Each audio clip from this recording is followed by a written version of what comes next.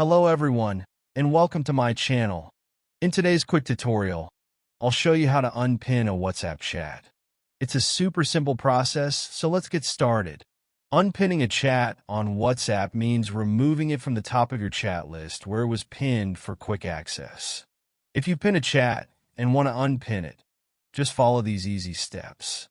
First, open the WhatsApp app on your phone and go to the chat screen where all your conversations are listed. Look for the chat you want to unpin.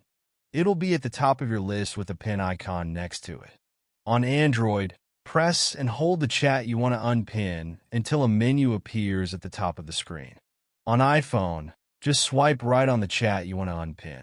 From the menu, tap the unpin icon and the chat will be unpinned, returning to its usual spot in your chat history. And that's it.